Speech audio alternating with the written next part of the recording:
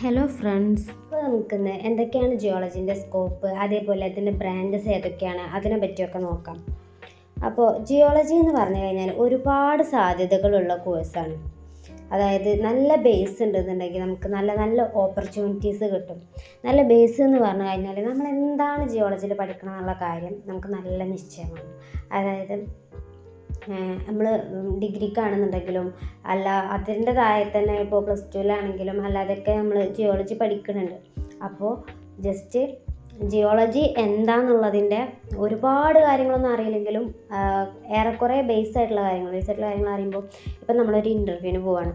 അപ്പോൾ ആ സമയത്ത് നമ്മളോട് ചോദിക്കുകയാണ്, ഞാനിപ്പോൾ മലപ്പുറത്താണ്, അപ്പോൾ എന്നോട് ചോദിക്കുക എന്താണ് മലപ്പുറത്തിൻ്റെ ജിയോളജി, അങ്ങനെ ചോദിക്കുകയാണെന്ന് വെച്ചാൽ അപ്പോൾ ഞാൻ എന്താ ചിന്തിക്കുക പെട്ടെന്ന്, മലപ്പുറത്തിൻ്റെ ജിയോളജി. അപ്പോൾ നമുക്ക് പെട്ടെന്ന് ആകെ ഓർമ്മ വരിക എന്താ, മലപ്പുറത്ത് അങ്ങാടിപ്പുറത്ത് ലാറ്ററൈറ്റിൻ്റെ മോണുമെൻ്റ് ഉണ്ടല്ലോ.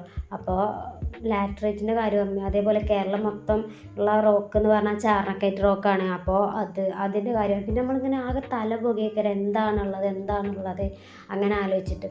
അപ്പോൾ ജിയോളജി എന്ന് പറഞ്ഞു കഴിഞ്ഞാൽ ജസ്റ്റ് റോക്ക് കാര്യങ്ങൾ മാത്രമൊന്നുമല്ല. ഇപ്പോൾ നമ്മുടെ അവിടെ എത്രങ്ങാനും പുഴകൾ ഒഴുകുന്നുണ്ട്, അതേപോലെ തന്നെ വെള്ളച്ചാട്ടമുണ്ട്, അതേപോലെ കുന്നുകൾ, മലകൾ, കാട്, അങ്ങനെ ഇതൊക്കെ ജിയോളജിയാണ്. പക്ഷെ നമ്മൾ ഇതിനെക്കുറിച്ചൊന്നും ആ ഒരു ടൈമിൽ നമ്മൾ ചിന്തിക്കില്ല. നമ്മൾ ജസ്റ്റ് എന്താ പ്രധാനം, നമുക്ക് ചോദ്യം അങ്ങോട്ട് കേൾക്കുമ്പോഴത്തേന് നമ്മൾ എന്തൊക്കെയോ ആണ് ചോദിച്ചതെന്ന് വിചാരിച്ചു സിമ്പിൾ ക്വസ്റ്റ്യൻ എന്താണ് ഇവിടുത്തെ ജിയോളജി എന്ന് മാത്രം വെച്ചാൽ നമ്മൾ എന്തൊക്കെയോ ഇവിടെ കാണുന്നുണ്ട്, അത് ഫുള്ള് ഇവിടുത്തെ ജിയോളജിയാണ്, അതൊക്കെ നമുക്ക് പറയാം. അപ്പോൾ അതെന്തുകൊണ്ട് നമ്മളങ്ങനെ ചിന്തിക്കുന്നത് വെച്ചാൽ നമുക്ക് ബേസ് കുറവായിരുന്നു. അതുകൊണ്ട് നമ്മളെന്താ പഠിക്കണം എന്നുള്ളൊരു കൃത്യമായിട്ടുള്ള ബോധം നമുക്കില്ലാത്തതുകൊണ്ട് നമ്മൾ എന്തൊക്കെയോ ഒരു പ്രോസസ്സിലൂടെ അങ്ങനെ പോയിക്കാണ്ട് ഇങ്ങനെ പഠിച്ചു പോവുക എന്നുള്ള ഒരു ഇതിലൂടെ അങ്ങനെ പോകുന്നതുകൊണ്ടാണ് നമുക്കതില്ലാത്തത്. അപ്പം എന്താ പഠിക്കണത് നല്ല ബോധ്യത്തോടെ പഠിക്കുക. അപ്പോൾ നിങ്ങൾക്ക് നന്നായിട്ട് ഇൻ്റർവ്യൂ ആണെന്നുണ്ടെങ്കിലും എക്സാം ആണെന്നുണ്ടെങ്കിലും വലിയ ബുദ്ധിമുട്ടില്ലാതെ തന്നെ പാസ്സാകാൻ പറ്റും. അപ്പോൾ നല്ല നല്ല ജോലികൾ തന്നെ കിട്ടും. അപ്പോൾ നമുക്ക് എന്തൊക്കെയാണ് ജിയോളജീൻ്റെ സ്കോപ്പുകൾ നോക്കാം. അപ്പോൾ ജിയോളജിയിൽ നമ്മൾ അക്കാഡമിക് ആൻഡ് റിസർച്ച് ഫീൽഡിലൊക്കെ നോക്കുകയാണെന്നുണ്ടെങ്കിൽ പെട്രോളജി, അതായത് റോക്കിനെ കുറിച്ചുള്ള പഠനം, അതിൻ്റെ ഒറിജിന്, കോമ്പോസിഷൻ, അങ്ങനത്തെ കാര്യങ്ങളൊക്കെ നമ്മൾ പെട്രോളജിയിൽ പഠിക്കുന്നുണ്ട്.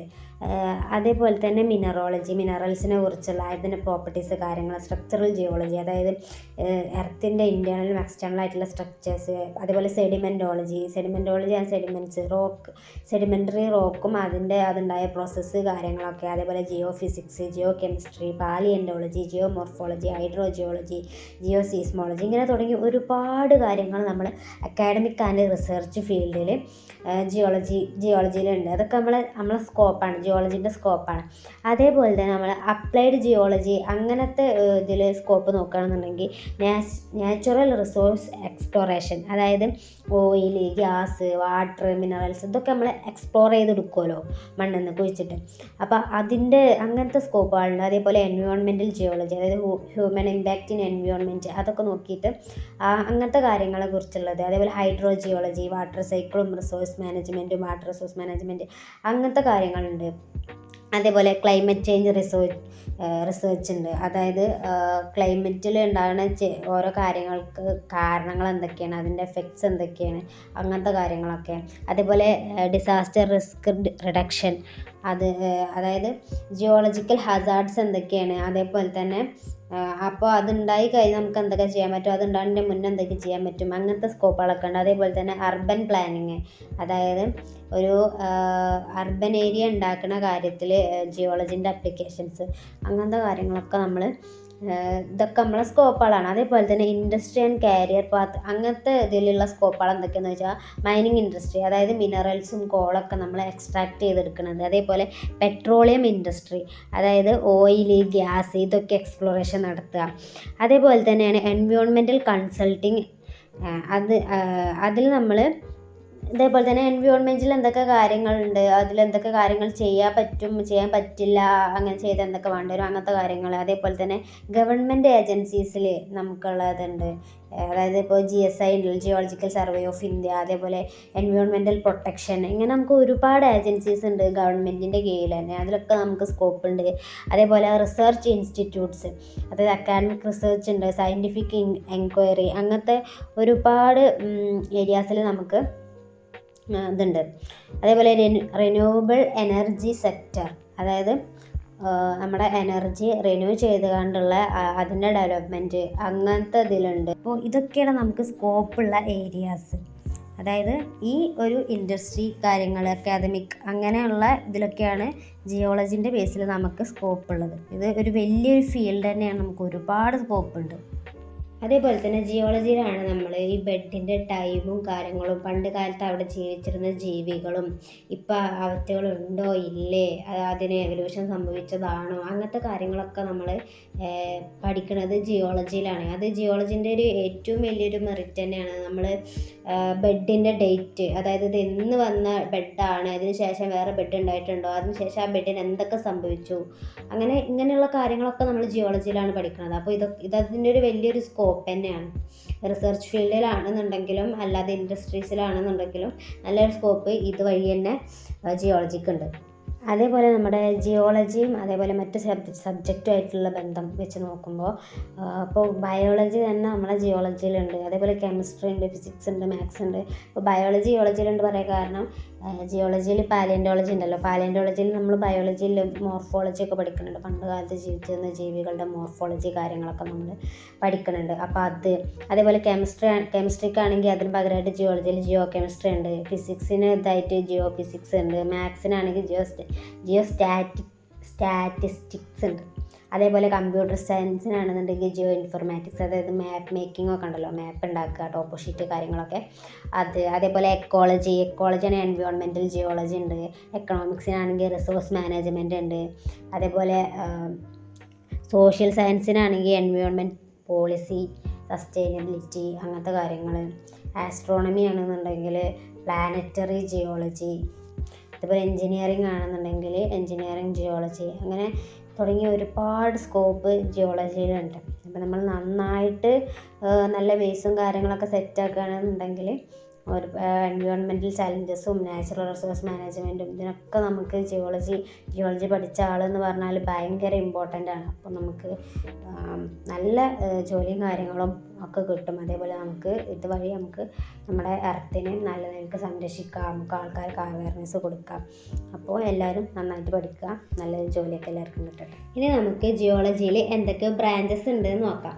അതിൽ ആദ്യത്തേത് ഫിസിക്കൽ ജിയോളജി എന്ന് വെച്ചാൽ എൻഡോജനിക്കും എക്സോജനിക്കുമായിട്ടുള്ള പ്രോസസ്സാണ്. അതായത് എർത്തിൻ്റെ ഇൻറ്റേർണലും എക്സ്റ്റേണലും ആയിട്ട് നടക്കുന്ന ഓരോ പ്രോസസ്സും അതിൻ്റെ ഏജൻസീസും കാര്യങ്ങളൊക്കെ നമ്മൾ പഠിക്കുന്നത് ഫിസിക്കൽ ജിയോളജിയിലാണ്.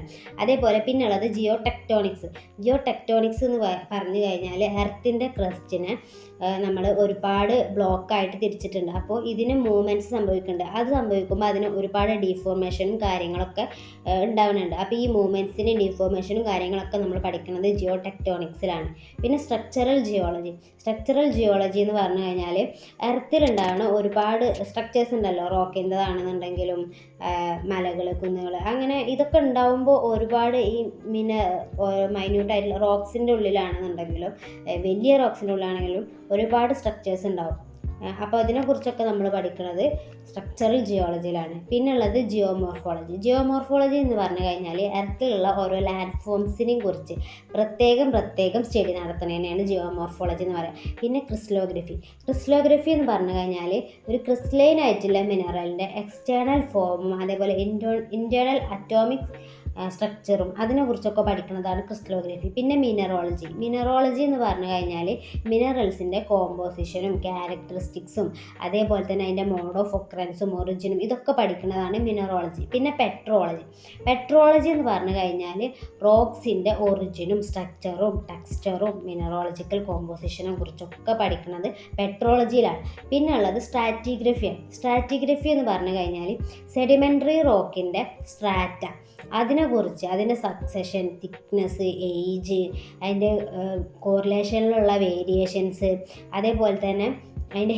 ജിയോളജിക്കൽ ഹിസ്റ്ററി ഒക്കെ നമ്മൾ പഠിക്കുന്നത് സ്ട്രാറ്റിഗ്രഫിയിലാണ്. പിന്നെ നമുക്കുള്ളത് പാലിയൻറ്റോളജിയാണ്.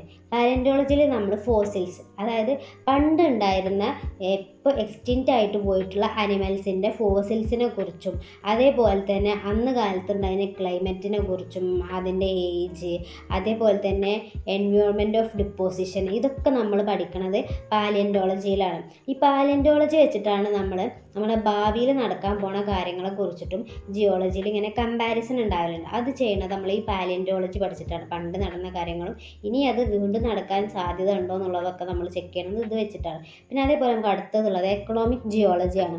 അതായത് എക്കണോമിക്കലി ഇമ്പോർട്ടൻ്റ് ആയിട്ടുള്ള മിനറൽസ്, അതിൻ്റെ മോഡ് ഓഫ് ഒക്കറൻസും അതേപോലെ തന്നെ ഫോർമേഷനും ഡിസ്ട്രിബ്യൂഷനും ഇതൊക്കെ പഠിക്കുന്നത് എക്കണോമിക് ജിയോളജിയിലാണ്.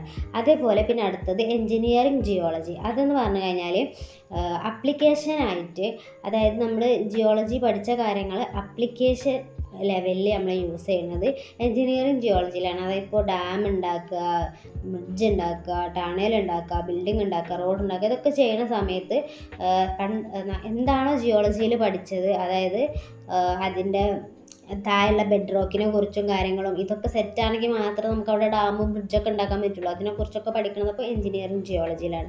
അതേപോലെ പിന്നെ ഉള്ളത് ഹൈഡ്രോ ജിയോളജി. ഹൈഡ്രോ ജിയോളജി എന്ന് പറഞ്ഞു കഴിഞ്ഞാൽ വാട്ടറിനെ കുറിച്ച്, അതായത് റോക്കിൻ്റെ വാട്ടർ ബിയറിംഗ് കപ്പാസിറ്റി, അതേപോലെ തന്നെ ഗ്രൗണ്ട് വാട്ടറിൻ്റെ ഒക്കറൻസ് എവിടെയാണ്, അതേപോലെ അതിൻ്റെ മൂവ്മെൻറ്റും ആക്ഷനും, അതൊക്കെ നമ്മൾ പഠിക്കുന്നത് ഹൈഡ്രോളജിയിലാണ്. പിന്നെ നമുക്ക് അതേപോലെ ജിയോ ഫിസിക്സ് ഉണ്ട്, ജിയോ കെമിസ്ട്രി ഉണ്ട്. ഫിസിക്സിൻ്റെയും കെമിസ്ട്രിൻ്റെയൊക്കെ ആപ്ലിക്കേഷനും ജിയോളജിയിലാണ് ഇതൊക്കെ പറയണത്. ഇങ്ങനെ ഒരുപാട് ബ്രാഞ്ചസ് ജിയോളജിയിലുണ്ട്. അപ്പോൾ നിങ്ങൾക്ക് ജിയോളജീൻ്റെ സ്കോപ്പും ബ്രാഞ്ചസും ഒക്കെ എന്തൊക്കെയാണെന്ന് മനസ്സിലായിരിക്കുമെന്ന് വിചാരിക്കുന്നു. അപ്പോൾ വീഡിയോസൊക്കെ ഇഷ്ടപ്പെടുകയാണെന്നുണ്ടെങ്കിൽ ലൈക്ക് ചെയ്യുക, ഷെയർ ചെയ്യുക, സബ്സ്ക്രൈബ് ചെയ്യുക, കമൻറ്റ് ചെയ്യുക. അപ്പോൾ ഇനി അടുത്തൊരു വീഡിയോ ആയിട്ട് വരാം. Until then, it's bye from Geology Teacher. Thank you.